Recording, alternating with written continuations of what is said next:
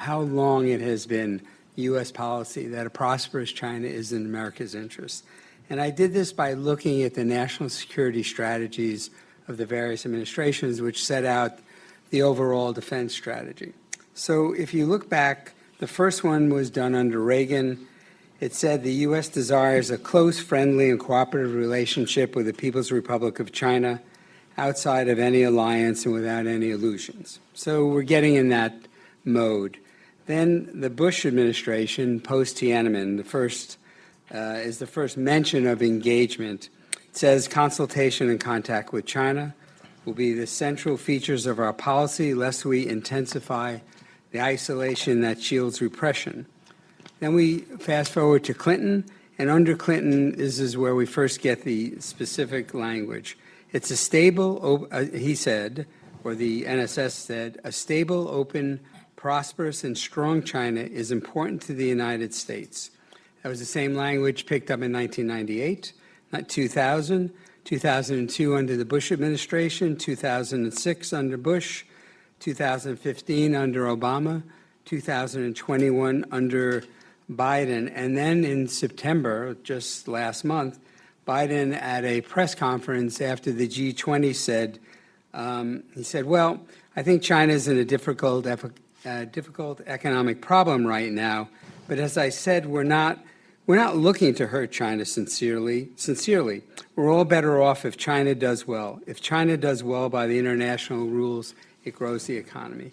Now, the great exception to all this, of course, was the Trump administration, which didn't use that language whatsoever, and talked about China as a strategic competitor and as a revisionist power. So I think we're back to that question.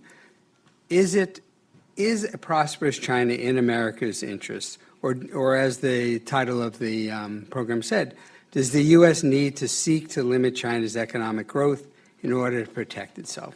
And I thought we'd start with Mary, who is our PhD economist here, and ask her, you know, I mean, the narrative now about China is all about China's economic problems. So has the problem essentially solved itself? Do we have to worry about China limiting its growth, or is China limiting its growth by its own mistakes? Sure. Thanks for the question, Bob, and it's great to be here. First, it's true that China's growth rate has fallen, but that's clearly something we would have expected anyway, as its economy became more complex, more mature, and of course, facing certain problems, including the fact that its labor force has stopped to grow. In fact, it's starting to shrink. So we can expect the Chinese economy to grow between 4% and 5%. Many observers think it could grow up to 2 percentage points faster if it had different policies, particularly ones that did not privilege state-owned sector above the private sector and return to a more dynamic market environment. Having said all that, I don't think it's obvious at all that a more prosperous China is more dangerous than a slowing China. We all know that in authoritarian states, if the state wants to extract resources to be used for nefarious purposes, it has all the means at its disposal.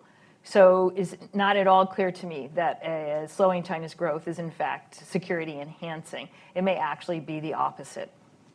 So I thought we'd switch to Pavneet. We're not going to go necessarily 1, 2, 3. Pavneet co-authored a report, one of the original report on Chinese technology advancements, which led to the creation of the Defense Innovation Unit. And I thought I'd ask, so how much of a competitor to China, to the U.S. is China, and where do we need to impose limits? Yeah, thank you, Bob, and it's great to see you, and thanks for your reporting over the years. This is a tremendously complicated relationship, and the subject matter itself is going to elicit opinions on both sides. But I think if you take sort of a sober view of just a competitive stance, I would say China is perhaps the most formidable competitor we've had since the end of World War II. Leave aside the Soviet Union and the Cold War.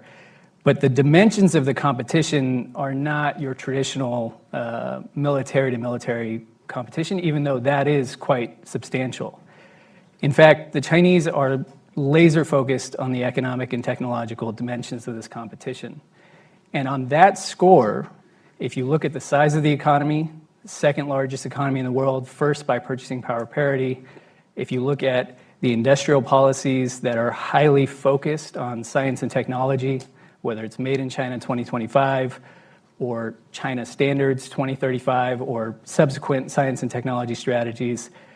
And then if you look at what I kind of refer to as their innovation and economic stack, from educating their workforce, from providing jobs in high-tech science and technology, from investing in significant amounts of R&D of emerging technologies which will make up the fourth industrial revolution, some of which we are already starting to experience in fits and spurts, but the bulk of which are coming over the next several decades.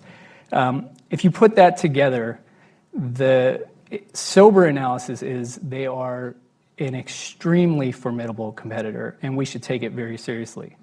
With respect to limits, the administration has a range of tools: export controls, investment screening, exclusion orders, tariffs, AD/CVDs, and they are applying those across the range.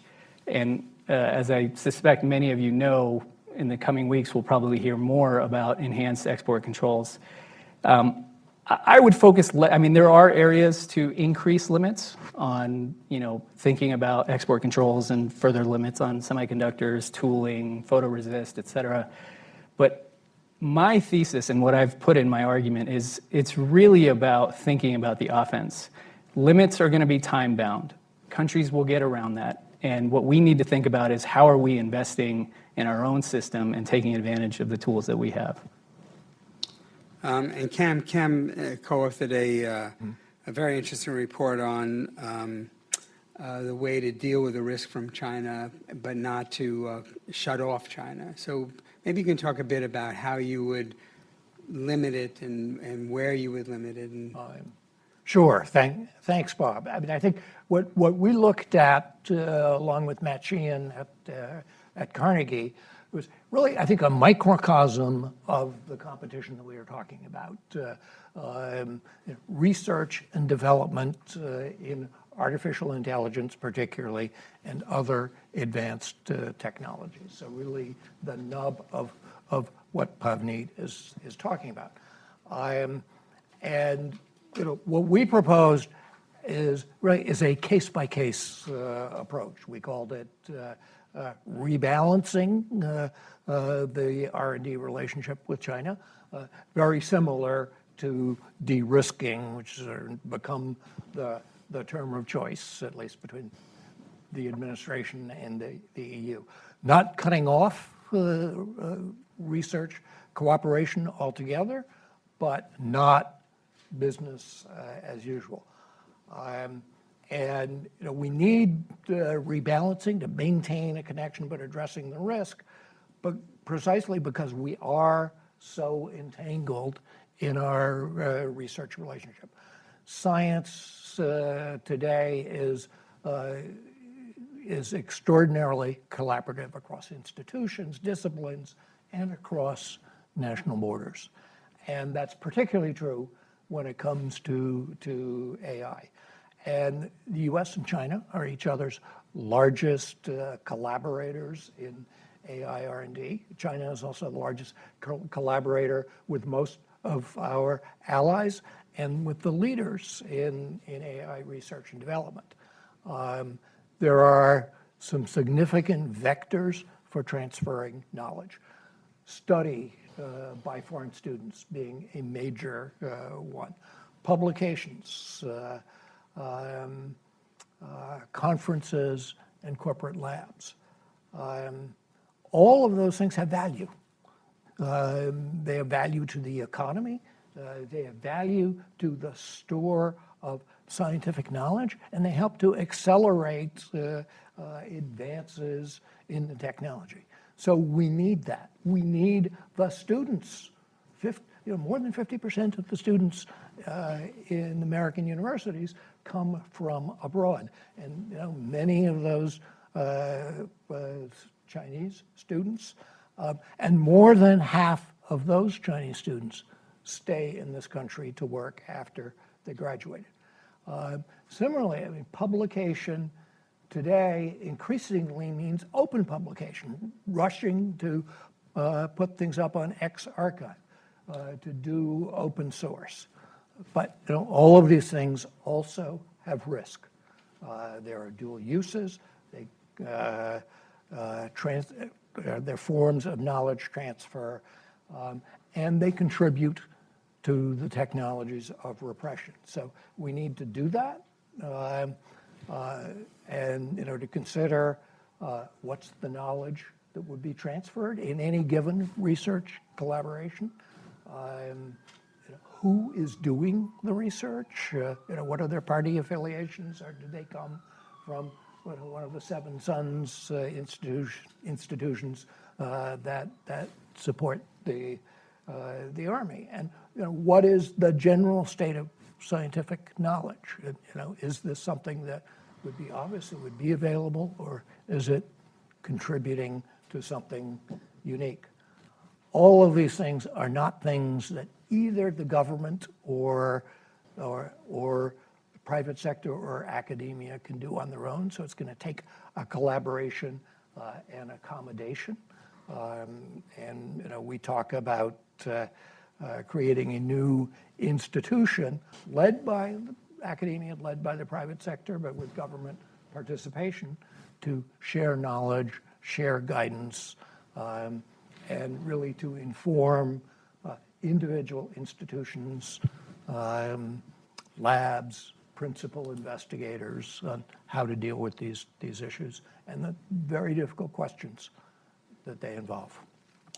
And Lisa, I mean, you've done great work, really, really interesting work on trying to figure out how Xi Jinping sees the world. I really would recommend some of the papers that you've done. But when we talk about trying to limit Chinese economic growth, won't that just feed into the sense in China, the sense that Xi Jinping has that we're trying to contain China, we're trying to roll it back? Wouldn't that just make things really worse? That's a great question, Bob, and I really appreciate Brookings for organizing this great event, so thank you for having me. Bob, really the horse is already out of the barn on that one. The CCP for a very long time has assessed that the U.S. is seeking to contain it. So that is a long-standing assessment of the party that's rooted in their ideology, this Marxist-Leninist ideology that really views things like U.S. democracy promotion, U.S. promotion of liberal values, of liberal capitalism, and things of that nature as a threat wherever they are around the world. And so that's kind of in the DNA of the CCP going way far back. So it long predates the U.S. shift towards strategic competition in 2017. So I think that right now, whether the U.S. says we're not trying to contain China or we are, it's really kind of cosmetic, and it's not going to fundamentally alter the CCP's viewpoint. But I think maybe there's a question behind your question, and this, what we're here to debate really, should we be trying to limit China's growth? I think the question is framed wrong, and that it's not the right way to frame a question about U.S. policy and what our objectives and our end state should be. Our objectives should be framed around American interests, pursuing American security, American prosperity, and American values, not around outcomes in China. So I think if you're starting your strategy and your policymaking around what is the outcome for China, you're just going to go off on all kind of logical circles. Chinese outcomes are ultimately up to China itself, the Chinese people, the governing regime, not up to Americans. However, I think we can still talk about the end state we would like to see in China, and I think that's different from saying that the U.S. is dictating where China is going. And the end state that we would like to see, of course, is a free, peaceful, and prosperous China, in that order. And that would be the best possible outcome for China, for the United States, and really for the entire world. So we can continue to hope for that future. We can talk about that future. That should animate State Department messaging. But really, it's up to China. And the CCP is moving China in the opposite direction, unfortunately. So to our great regret and sadness, we tried for many years to engage China and invest in their development. And some of the examples you gave at the top kind of elucidated that. Mm-hmm. I have a follow-up question for you. So I really recommend, if people haven't read it, to read the papers that they wrote, for this conference, and particularly the back and forth afterwards, because they're really, really quite good. And when I was reading the paper that you wrote, it struck me that you were actually concerned about China not growing, not that the U.S. trying to limit China, but China on its own slowing. The impression that I had was you thought it might be like what happened with Japan. Japan was a big issue in the 1980s. I covered it endlessly. It seems ridiculous at the moment, but it was seen back then as even maybe a military threat. And then China's economy tanked, and we didn't care about Japan, rather. Japan's economy tanked, and we didn't care about it. And you also sort of raised the issue of maybe a slower China would be a more militaristic China, kind of wag the dog kind of scenario. So maybe you can explain that, and is that just a concern, or is there anything you would point to concretely that would give you a sense that China might be more militaristic than it is now if it was slowed? So the point I was trying to make was not necessarily that, because that's a great debate, will the CCP become more internally focused if it faces domestic problems, or will it become more aggressive abroad? And I think there's a great political science debate on that. But the point I was trying to make was simply that if now that China's growth is slowing rather dramatically, and by all accounts, they're past the stage of miracle rapid growth, probably forever. I mean, they'll settle into kind of perhaps mediocre growth trends, perhaps a little worse, perhaps a little better.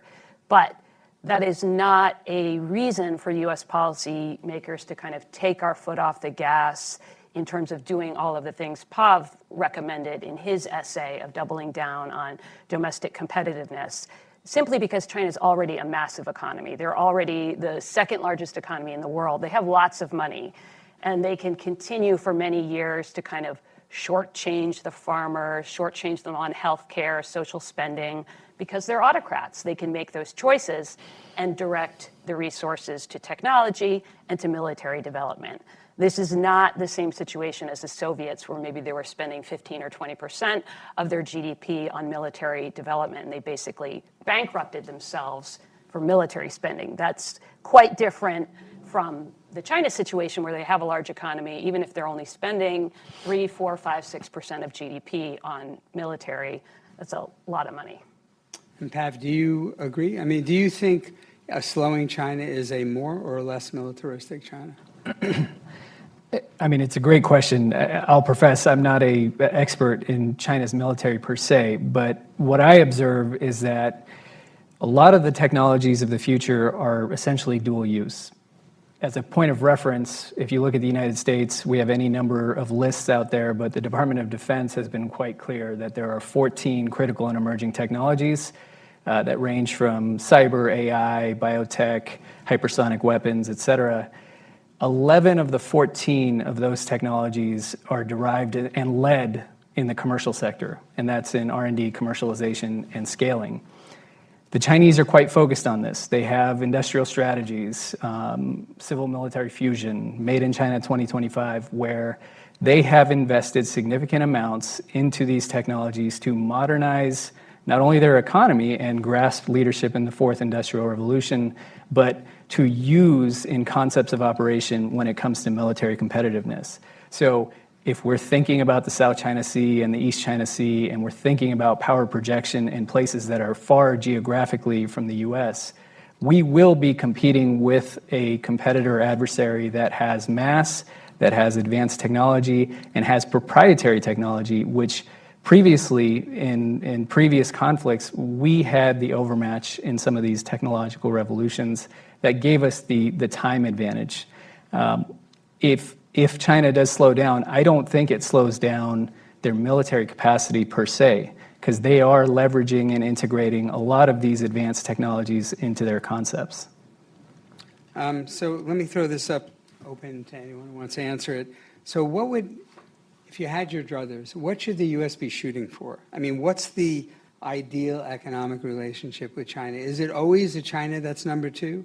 China that, sends us, semiconductors for cars, but not leading edge semiconductors, sends us furniture and so on, but is always essentially number two? Whoever would like to take it. Mary, why don't you do it? Well, I think that was the Chinese fear, in going back probably to 2001 when it joined the World Trade Organization, that it understood that it could not become a rich country by being the world's factory and sort of growing on the backs of workers, being underpaid, and amazingly developing very rapidly in terms of productivity. So they realized they had to turn to technology and increasing the productivity of their manufacturing sector, their service sector, their government sector. So we tend to see, I think, everything, or there's a tendency to see everything through what's in our own interests, and also to see everything as a threat. So Bob just mentioned as competitor, you mentioned as a competitive adversary. There's no talk about competitive collaborator, and yet I agree, we are going to be the two leading technological powers of the world. Are we headed to a world which is completely bifurcated, where China, which is increasingly making deeper and deeper inroads into the global south, we already know through the BRICS, is there going to be two worlds? And think about that world. You say, well, that's okay. We'll have our standards. They'll have their standards. We can be number one. How are we in a world where there's biotechnology revolution and half the world engages in certain types of standards? Think about cloning or other things, or other uses of AI. That's not a world that I particularly want to live in. In other words, there are other paths to think about how the U.S. and China could collectively create some guideposts, some guardrails on how we use these technologies. And completely thinking about it in terms of competition, I think, doesn't allow for that type of discourse. We hear, at least from President Biden, talk about China as a competitor and a collaborator where possible. And I think by making this all about national security and not about commercial security and also ethical security, how do we want the world to be shaped? We really preclude some of those opportunities.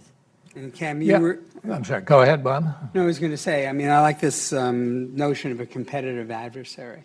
You were trying to sort of lay out a way you can collaborate.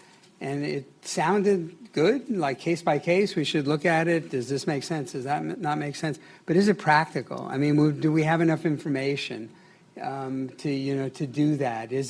Wouldn't it be better to separate a little bit more? Look, I don't think this is an either-or situation. We have to do both. We have to collaborate in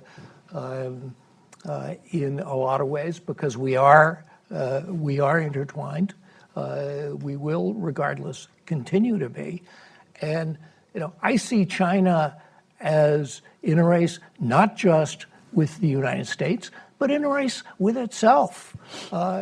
It faces not just economic challenges, but a big part of what I dealt with in China was anti-corruption and rule of law.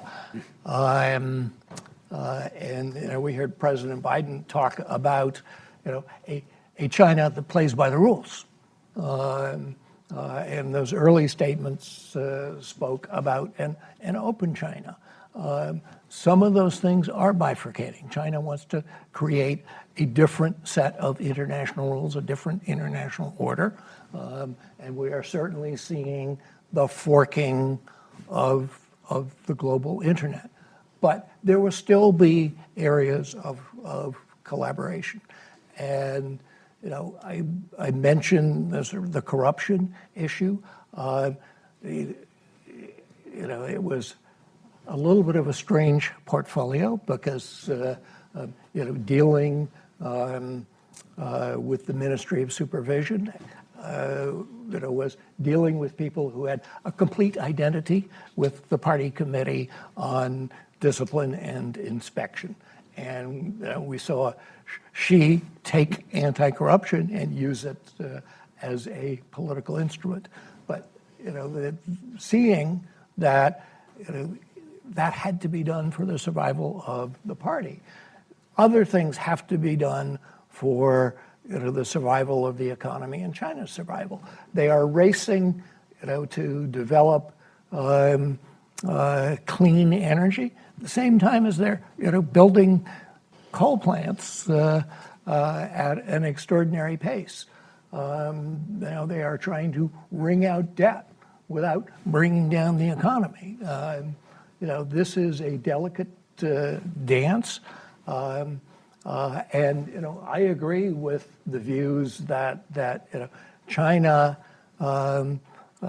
under pressure is potentially a threat, certainly a greater threat. We have seen that Xi under pressure, COVID, with the worsening of U.S. relations, will double down on nationalism and xenophobia. He's far from the only one to do that, but so he's not unique there. He is unique when it comes to the control of the levers of public opinion. And Lisa, what do you think? I mean, in terms of collaborate, not collaborate, China's number 2? I think we have to recognize that the CCP is the one changing the status quo here.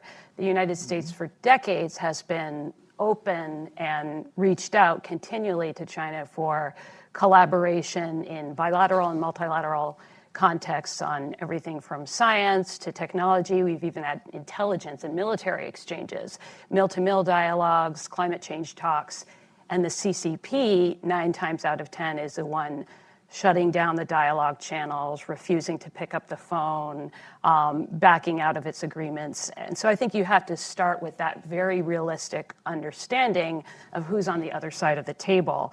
But to get to the heart of the matter on these, this dynamic in terms of research collaboration and sharing science, and then to bring it back to the question that we're here to discuss, which is, should we slow China down? We need a policy of brain drain. We need to continue welcoming Chinese students with the common sense guardrails that Cam was describing just now. We need those guardrails, and some of those are in place, and they need to be continuously updated and evaluated. But right now, you hear that talent, Chinese artificial intelligence talent, science and tech talent, wants to leave the country because of the political and commercial environment that Xi Jinping has created with his policies. That should be a boon to the U.S. if we can just fix our immigration policies. Canada and others are smart enough to benefit from this. So there's that small percentage of problematic Chinese researchers that we need to try to filter out. But the vast majority of them, let's bring them here. Let's benefit from these unfortunate policies that Xi Jinping is enacting. Yeah, and that will slow China down. I mean, talent is our biggest gap in terms of competitiveness. So that will have a negative effect on China, and we should actually run headlong into those policies. Yeah, but sensitive filters, not something that brands every Chinese student or Chinese surname researcher as a potential threat. But some, sure, which I would argue are the policies that are in Mm-hmm. place. I mean, you mentioned the Seven Sons universities. Those are exactly the visa screening policies that were put in place in late 2020. Those very narrowly focused, and they had an impact on, I think, fewer than 1% of Chinese researchers and students applying for visas in the United States. So it got a lot of bad press, but it wasn't accurate.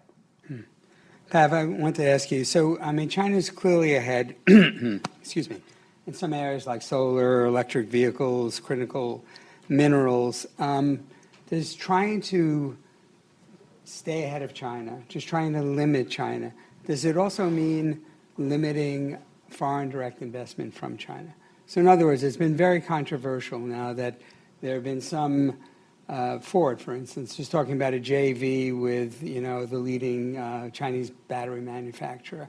Does that make sense to you? Should we encourage that sort of investment so the U.S. would play catch up? Yeah, and if I could just comment on the previous question, which is, Sure. I don't know that there's a lot of disagreement that China's economy will be larger than the United States one day. And frankly, India's economy will probably be larger than the United States one day, just based on population numbers and productivity rates and where they are. I think the key part of this last question is just what norms and standards and values do we want to underwrite economic transactions, political transactions, and social transactions? And we, of course, worked very hard after World War II to bake those into multilateral institutions. What we find today is that the WTO, the World Bank, the IMF, the variety of institutions that we have that are meant to bind and shape behavior are being abused and violated in every which way. And although there are dispute mechanisms and so on and so forth, we just haven't utilized them or applied them. And I couldn't agree more with Liza that we shouldn't stop aspiring for the world that we want, despite the fact that others may have a stronger economy. We may be second, we may be third, but we shouldn't stop aspiring to a stronger economy. To your question on limiting foreign direct investment, this is a tricky question. I spent a lot of time looking at sort of early stage venture capital investment, which is previously the ungoverned area for people to get insight into our innovation community. What we found across the board was that for a small amount of dollars in our startup technology leading edge companies, you can get a lot of insight and transfer of intellectual property that was ungoverned, as I said, by the federal mechanisms that exist. When it comes to foreign direct investment, I think it's now in the open source that several of the previous investments that China was putting into the US were for strategic regions. They weren't for economic reasons. I'm all for job creation. I'm all for enhancing productivity, reducing inflation. But if it's not on the level, which we discover through our intelligence analysts, which we discover through open source collection and other things, I think we have the right to say we're going to reject this investment. When it comes to things like batteries, this is a very controversial topic at the moment. The Inflation Reduction Act obviously is providing a significant amount of subsidies to resuscitate a manufacturing sector here in the United States. We discovered over the last 3 to 4 years that in light of COVID, in light of economic tensions, that our supply chain for critical minerals was not resilient. We found ourselves wanting, whether it was semiconductors, batteries, pharmaceuticals. So I don't think it's a problem if the United States policymakers say, it is now time to resuscitate our manufacturing industrial base. I don't think it's a problem if we use tools like subsidies and tax credits. Where it becomes conflictual is when companies come from overseas and take advantage of those subsidies in addition to their state-backed subsidies and then go around the world and dump in markets to outcompete US companies. Now, US companies are not alone in accepting blame. We've had decades, I should say, of share buybacks, dividends, outsourcing, offshoring. And so we also need to be introspective about the corporate management and how we conduct business in order to build a manufacturing base. It can't be that we just penalize others. Anyone else in terms of the question about foreign investment? Well, I'd just like to correct one thing. I think if you're talking about the Ford CATL, it's actually not a joint venture. It's a technology leasing. Right. Well, which they is, did I it to think, get the money, right? well, and to get the technology, right? So, I mean, in my view, Ford should definitely learn from CATL, which allegedly is the best technology in the world, and we should be using it here in the United States.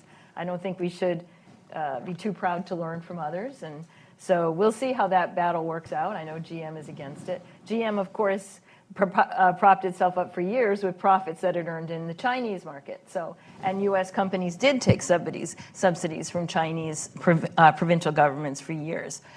So there's that. I guess, this is an interesting discussion.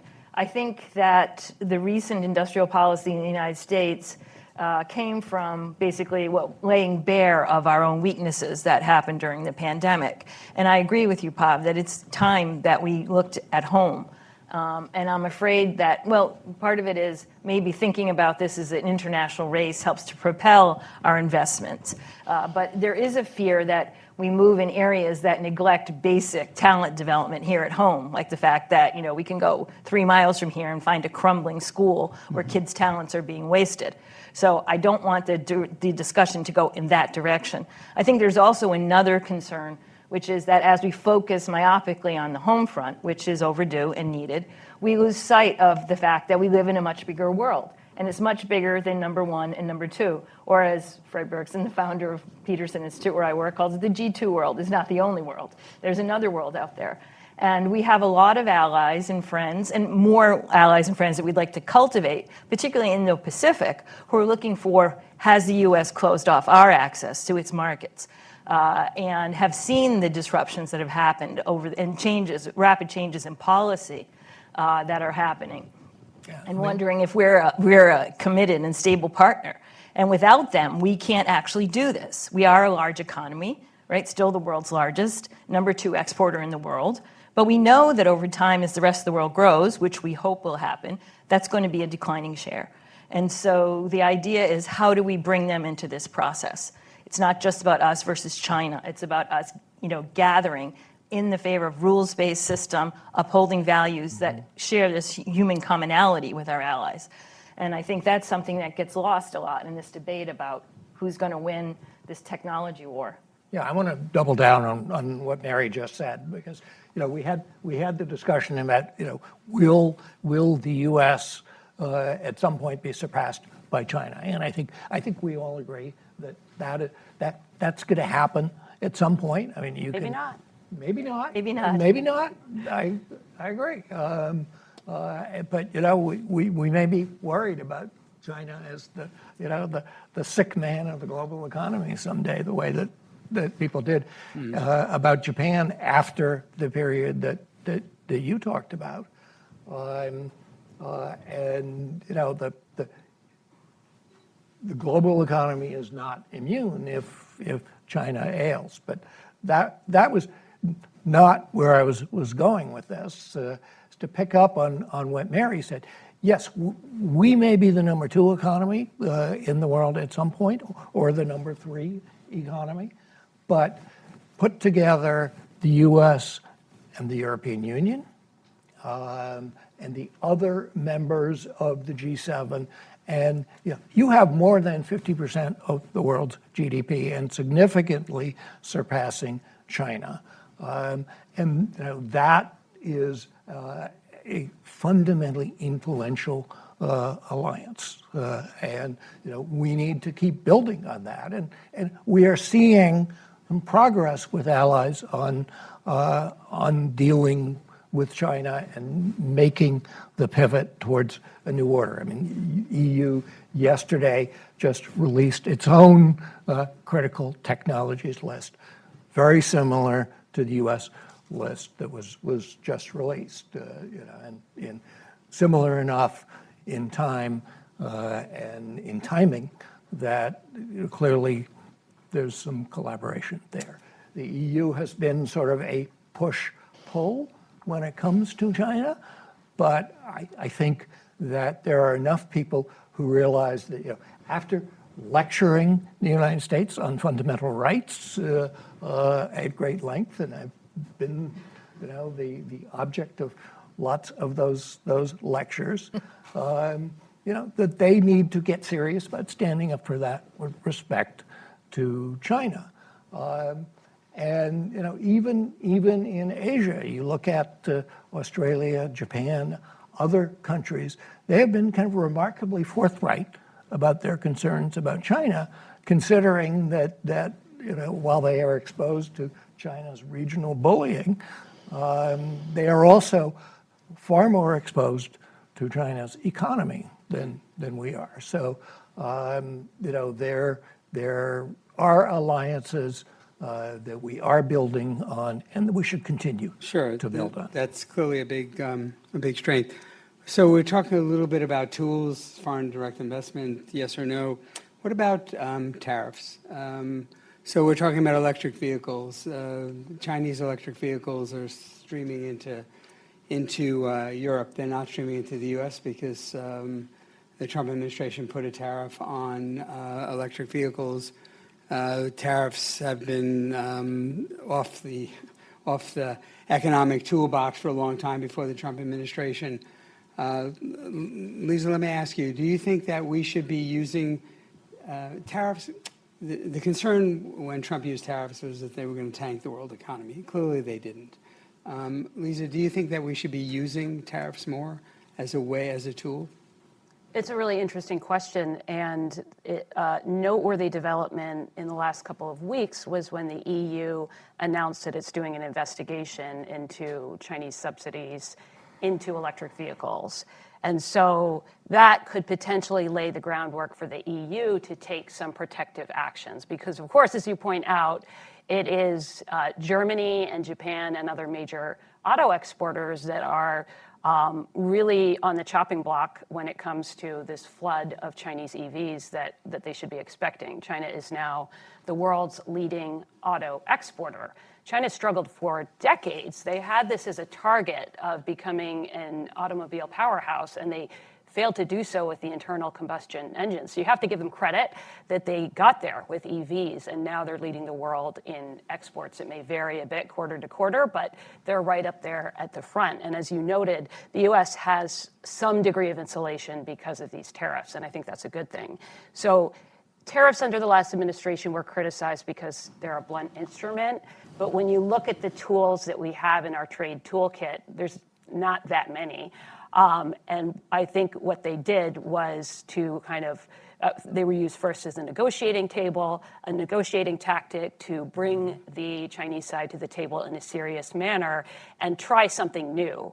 And so I think going forward, countries and economies like the EU, the United States, and Japan have common cause in thinking about how do we create sort of a new market that is free from Chinese distortions. How do we pool our market demand? I think one lesson we're starting to learn from this American experiment in industrial strategy that we're doing with the IRA and the CHIPS Act is you can take care of the supply side, but you also need the demand. So who's going to buy all these chips and all these solar panels that hopefully we'll be making at home very soon? You need to have a steady and large source of market demand. And China is currently dominating a lot of these supply chains, so we have to wean ourselves off that and start directing the demand to back here at home and other democratic market economies. Mary, I mean, you work for a think tank that I wrote in one story that looks at tariffs the way the Catholic Church looks at the devil. So I work for a think tank, and I was raised a Catholic, so I guess that's me. Yeah, and I was an economics professor for 30 years before this, so I'd say that's even more.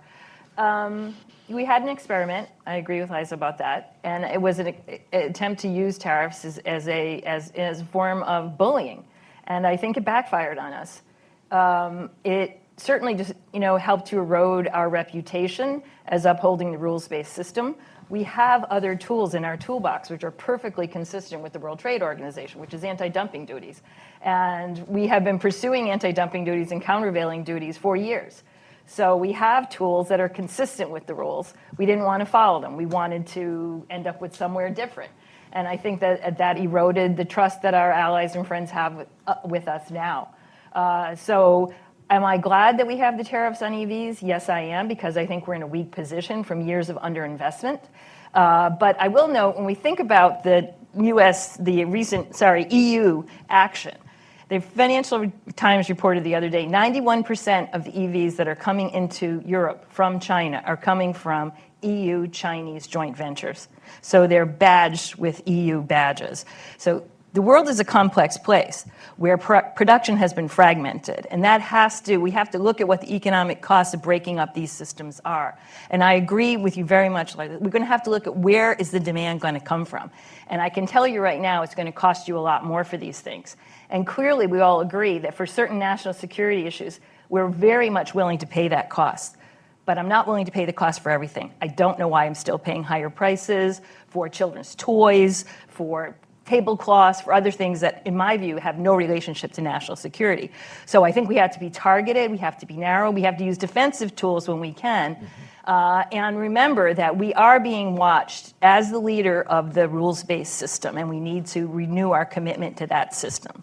All right, let me switch to the audience. Questions from the audience? Over there. Yes, Chris Scott, Asia Times. The language that stood out to me was when I believe it's from Lisa. She says that.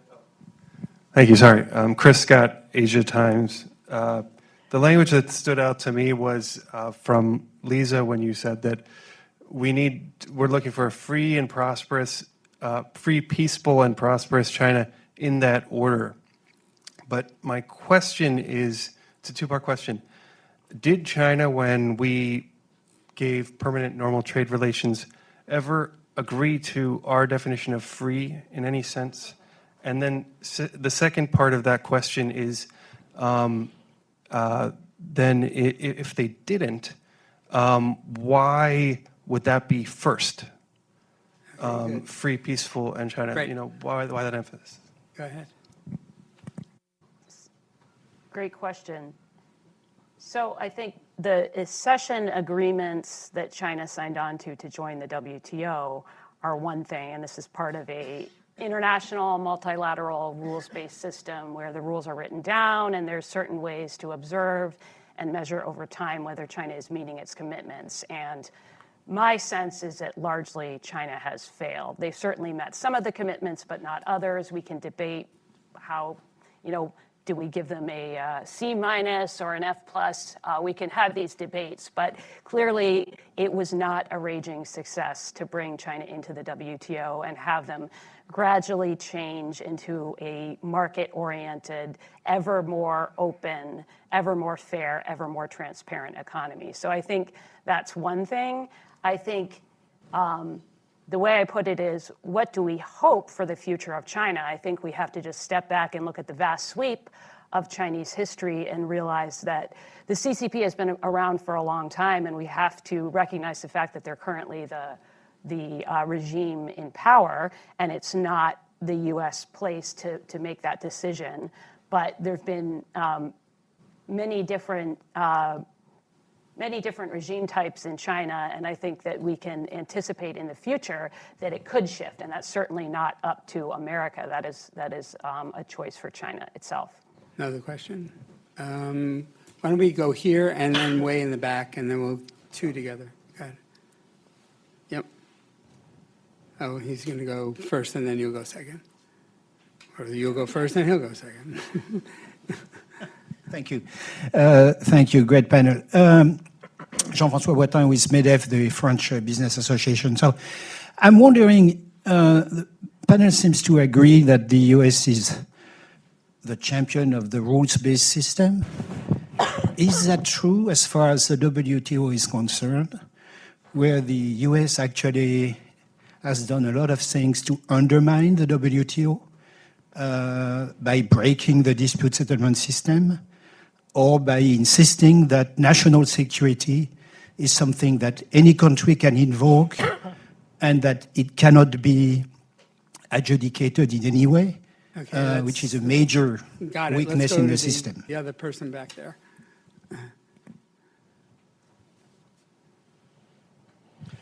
Yes, my name is Roger Cochetti. I'm an editorial contributor to the Hill newspaper. My question is to drill down a little bit on one tool in the toolbox the panel has discussed, but that is the actual effectiveness of export controls, U.S.-only export controls on intellectual property.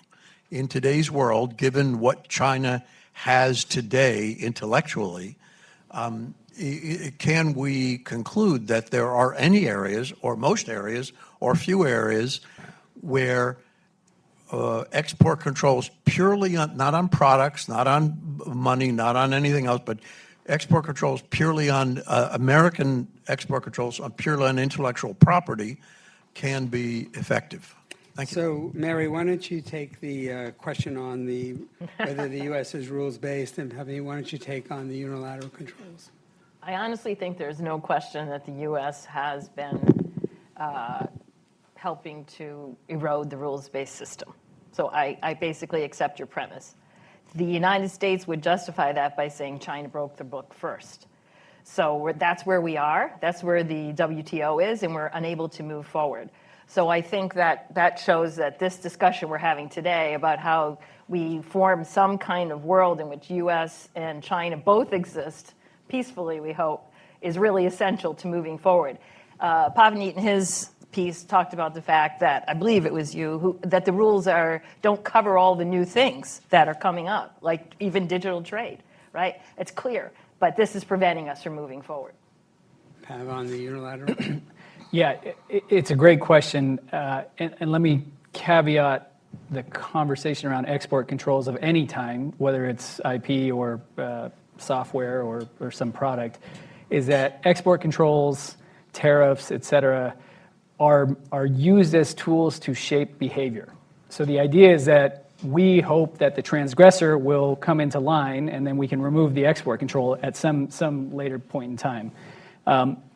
Maybe it's not been that effective at achieving that outcome, but I think that anytime you think about the defensive tools, you should always be pairing it with what are you doing to fill the gap. So export controls are often used because someone is trying to get access to leading edge technology. What are we doing to ensure that we are 2 or 3 generations ahead?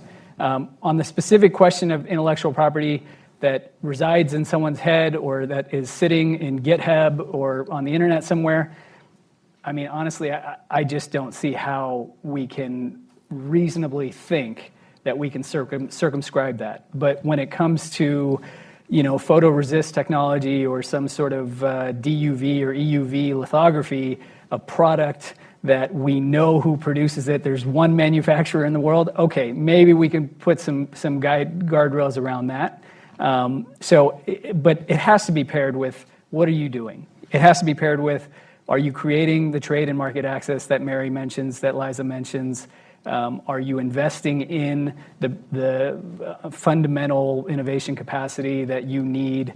You can't do defense alone. And I think, to be quite honest, I think that is a hamstring that we have, that we focus on the defense first, and then we leave the hard stuff and just say the private sector will take care of it. And the truth is, the private sector doesn't take care of it. Can I offer one last thought, which is, to Mary's point, I hope no one walks away from this thinking that we don't believe in international coalitions and trade and partnerships. I mean, the Quad, AUKUS, EU relationships are of utmost importance. IPEF, the Indo-Pacific Economic Framework, if it ever turns into a trade agreement that replaces CPTPP or our involvement in it, is absolutely essential. We can't spend our way into leading on these things. I totally take that point, but we need to have clear eyes about what we are up against. Maybe one more. Anybody else? One more? Back there. I think this will be the last. We're probably going over anyway.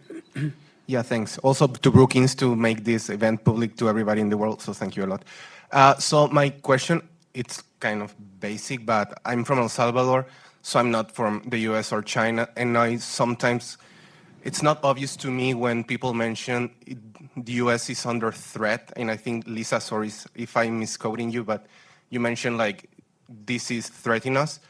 So my question is, what, from the US perspective, what specifically it's more under threat? It's my allies, it's my technological supremacy, it's my economic supremacy, so I will really appreciate clarifying that point. Why don't you do that? To you? So I guess my answer would be it's the economic supremacy first and foremost, or economic strength. There is, I think the line is probably in every single one of those national security strategies that economic security is national security. We don't always, in policies, hold true to that and prioritize that.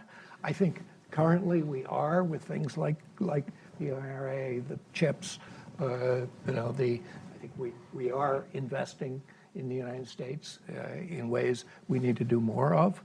And I think, to me, that is the key, and I think that's something that we probably all agree on.